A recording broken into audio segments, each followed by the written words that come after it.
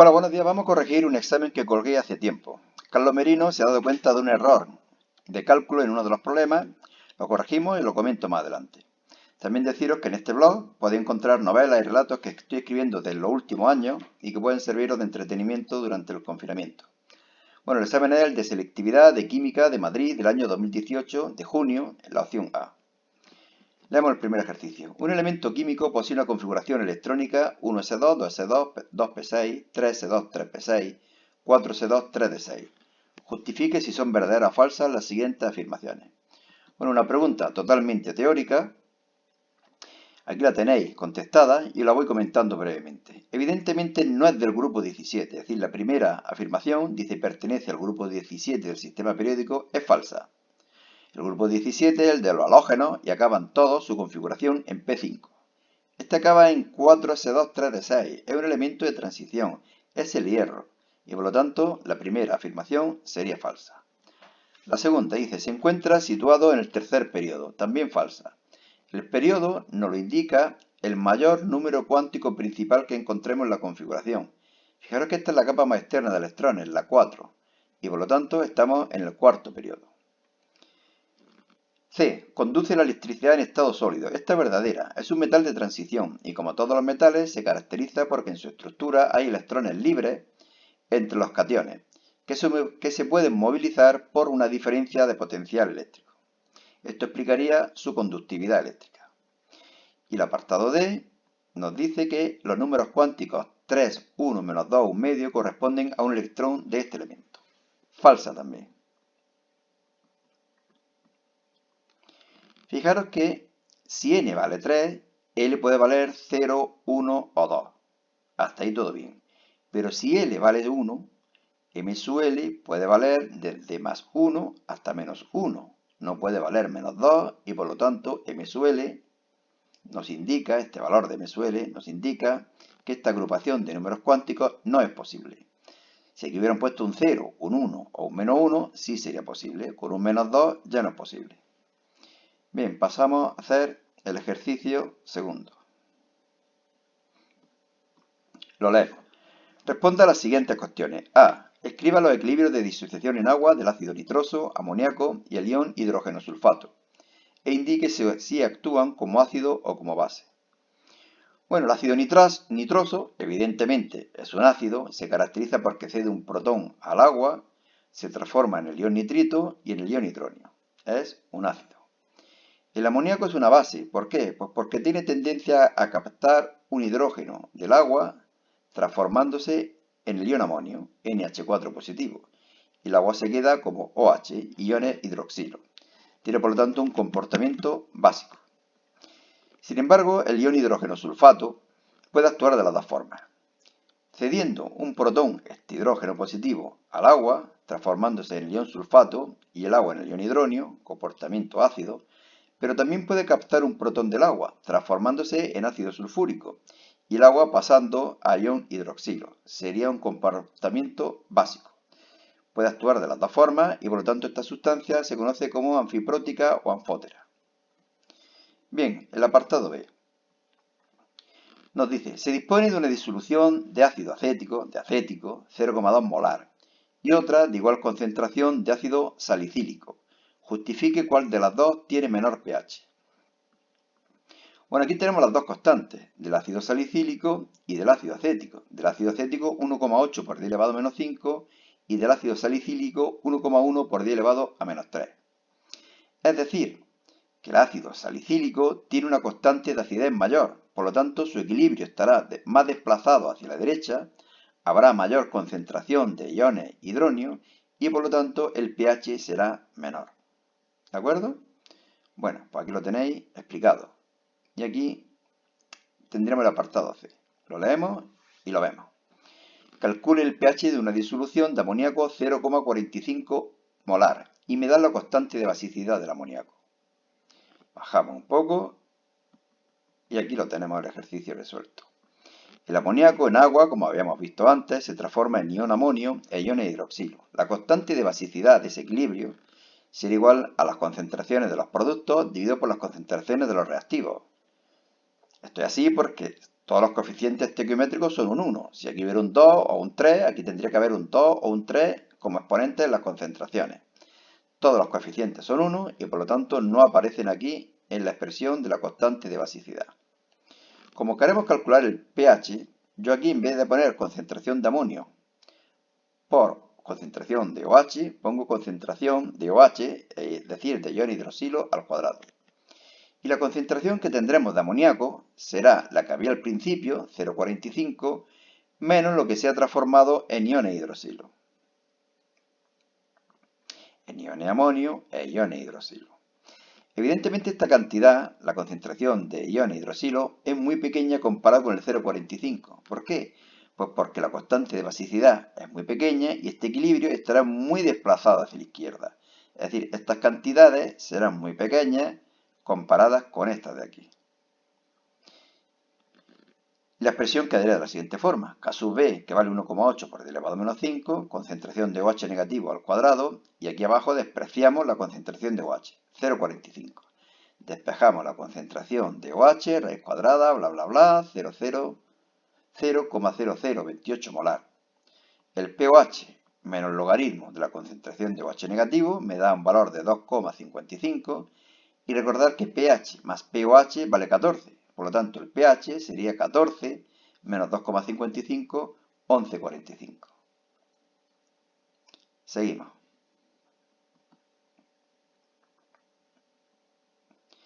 Responda a las siguientes cuestiones. Escriba dos isómeros de función con la fórmula C3H6O y nómbrelos. Bueno, pues fijaros que no sé si habrán dado la pequeña ecuación que me dice el número de insaturaciones que tiene la sustancia. Cuando el número de hidrógeno es el doble que el número de carbono, tiene una insaturación. Es decir, tiene o un doble enlace o un ciclo.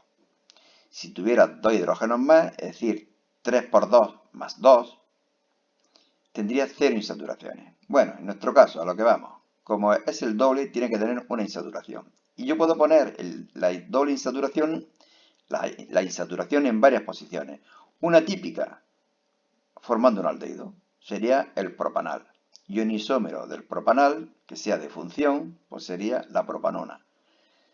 Son isómeros sí porque tienen la misma fórmula molecular, C3H6O, y son isómeros de función porque tienen distinto grupo funcional. Este compuesto es un aldehído, este compuesto es una acetona, el propanal y la propanona. Bien, B. Formule la reacción, indique de qué tipo es, nombre la regla que se sigue para la obtención del producto mayoritario y nombre el reactivo y el producto en esta reacción. La vemos más abajo, CH3, CH CH2CH3 más ácido sulfúrico con calor. Esta es la reacción. El ácido sulfúrico con calor lo que hace es deshidratar los alcoholes. Quita este OH con un hidrógeno o de la izquierda o de la derecha. Esta es una reacción, por lo tanto, de deshidratación. Y va a formar un doble alqueno. Un doble enlace y, por lo tanto, un alqueno. Es una reacción de eliminación. Estas reacciones de eliminación siguen la regla de Seifert, que lo que dice es que se obtiene el alqueno más sustituido. Es decir, que este OH se va no con un hidrógeno de la izquierda, sino con un hidrógeno de la derecha, formando el But2-eno. Si el hidrógeno eliminado hubiera sido el de la izquierda, que también se produce ese compuesto pero en menor proporción, se hubiera obtenido el But1-eno, pero sería menos sustituido. ¿Qué indico con más o menos sustituido? Fijaros que el But2-eno, este carbono, tiene un CH3 y este carbono tiene un CH3. Es decir, tiene como dos hidrógenos sustituidos por radicales. Mientras que si hubiera obtenido el But1-eno, solamente hubiera tenido una ramificación, uno de los carbones enlazados mediante doble enlace. Bueno, si lo representáis lo veréis claramente. Siempre se obtiene el alqueno más sustituido. Y por último, apartado C, dice que nombre y escriba la fórmula del producto de la reacción del bután 1-ol con un reductor. Bueno, pues se obtiene, mejor dicho, este era el butanal. ¿De acuerdo? No es un alcohol, lo que se obtiene es el alcohol. El butanal se reduce hasta el alcohol correspondiente. Los aldehídos se reducen hasta los alcoholes. Pasamos de butanal a bután 1-ol. Esta sustancia de aquí. Seguimos.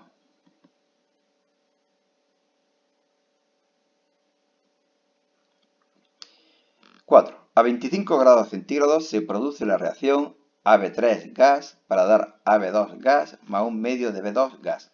Este es el problema que tenía el error. Ahora lo comento. Cuando se alcanza el equilibrio, AB3 gas está disociado al 65%. Es decir, que de cada 100 moléculas, 65 se han transformado en los productos. Con una presión total de 0,25 atmósferas, calcule A. Las presiones parciales de cada gas en el equilibrio. Bueno, pues este sería el equilibrio. AB3 para dar AB2 más un medio de B2. En el inicio yo no sé cuántos moles hay, pero supongamos que hay N. Habrá 0 y 0. Y si se disocia en un 65%, pues me quedará sin disociar un 35%, o lo que es lo mismo 0,35N. De esta sustancia habrá 0,65N, lo que se ha disociado. Y de esta sustancia, de B2, como aquí hay un medio, el coeficiente estequiométrico es un medio, habrá la mitad que de AB2. Si aquí había 0,65N, de esta sustancia habrá 0,65 entre 2N. ¿Cuál es el número de moles totales? Sumo estas tres cantidades, 0,35N más 0,65N más 0,65 entre 2N. Lo sumo y obtengo un valor de 1,325N. Y diréis, vale, pero N no sé cuánto vale, es que no hace falta. La presión parcial de cualquier gas siempre es el número de moles de dicho gas, número de moles totales y por la presión total. Fijaros que N y N se va y me queda 0,066 atmósferas. Esa sería la presión parcial del AB3. Lo mismo hago para el AB2 y lo mismo hago para el B2. Conozco todo y obtengo las presiones parciales. Fijaros que si sumáis estas tres, tiene que dar 0,25. Bueno, pues yo lo he hecho y efectivamente sale 0,25, lo cual indica que vamos bien. La suma de las presiones parciales de todos los gases de una mezcla tiene que ser igual a la presión total. Y apartado B, calcular K sub P y K sub C. Bueno, como tenemos presiones parciales, lo lógico es utilizar K sub P. K sub P siempre es igual a la presión parcial de los productos elevado a sus coeficientes estequiométricos dividido por la presión parcial de los reactivos elevada a sus coeficientes estequiométricos. Fijaros a ver si podemos ver las dos cosas. Pues no. Así, aquí tenemos la reacción. Sería la presión parcial del AB2 elevado a 1 por la presión parcial del B2 elevado a un medio dividido la presión parcial del AB3 elevado a 1. Ahí las tenemos. Lo conocemos todo y sale un valor de 0,462. Y aquí es donde me había equivocado. Hasta aquí lo tenía todo bien, pero la calculadora, pues no sé, me faltaría un 0, me faltaría la raíz cuadrada, me saltaría un 2, cualquiera sabe. Yo aquí obtenía 1,7 por 10 elevado a menos 3, creo que era. Es 0,462. Y ahora ya podemos tener el valor de K sub C. Recordar esta ecuación, la conocéis todos, K sub P igual a K sub C por RT elevado a incremento de N. R, sabéis que es 0,082, temperatura en grados Kelvin, y delta N, ¿qué era? El aumento de moles gaseosos que se produce en la reacción. La reacción es esta. ¿Cuántos moles gaseosos tenemos en los productos? 1,5.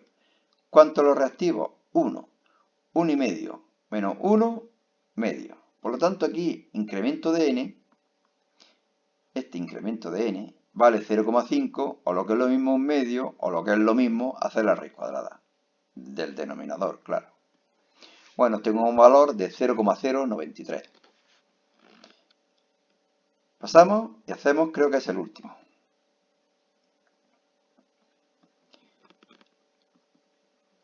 A partir de los potenciales de reducción que se adjunta, conteste razonadamente. A. ¿Qué metales de la lista se disolverán en una disolución de HCl 1 molar? Bueno, aquí no sé si viene, pero no viene. Pero el potencial de reducción y por lo tanto de oxidación del hidrógeno es 0. Y por lo tanto, ¿qué reacciones se producirían? Bueno, el hidrógeno positivo se transformaría en hidrógeno gaseoso. Pero ya digo que el potencial de esa semireacción sería 0. el metal se tendría que oxidar. Y por lo tanto, ¿cuáles lo harán? Aquellos que tengan un potencial de reducción negativo, que por lo tanto tendrán un potencial de oxidación positivo. Ese potencial de oxidación positivo con el potencial cero del hidrógeno, la suma de los dos, dará positivo y eso indicaría que la reacción es espontánea. Repito, si el potencial de reducción del hidrógeno es cero, el potencial de oxidación del metal tendrá que ser positivo. Y por ello el potencial de reducción tendrá que ser negativo. Lo buscamos aquí los negativos, el hierro, el zinc, el sodio y el manganeso. Hierro, zinc, sodio y manganeso. ¿Qué le ocurriría, por ejemplo, a la plata? Tiene un potencial de reducción 0,80. El de oxidación sería menos 0,80. Más 0 del hidrógeno saldría un valor de menos 0,80, valor negativo, y por lo tanto no es espontánea la reacción. Vemos el apartado B. Se dispone de 3 recipientes con disoluciones de nitrato de plata, nitrato de zinc y nitrato de manganeso. Bueno, aquí lo importante es que tenemos plata positiva, zinc 2 positivo y manganeso 2 positivo. En cada uno de ellos se introduce una barra de hierro. ¿En qué caso se formará una capa del otro metal sobre la barra de hierro? Bueno, os lo explico con el hierro y con la plata, por ejemplo. Con la plata se da, con el nitrato de plata. Se tendría que producir esta reacción. La plata capta un electrón y se transforma en plata positiva. Bueno, como veis, me he tragado la flecha. Vamos a ponerla sobre la marcha, ¿vale?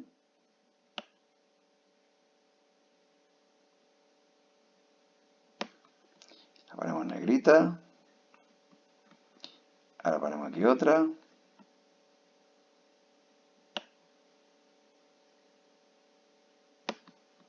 La ponemos negrita.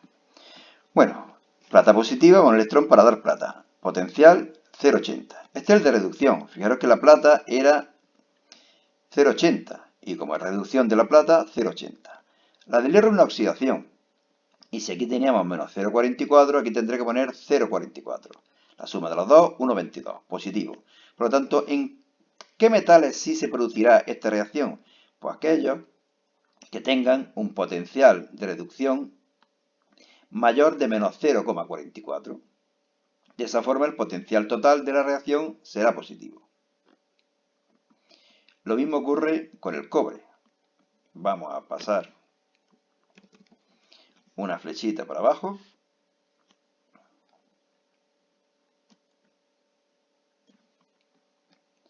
Y otra flechita para abajo. Esa no va a caber. Ponemos otra.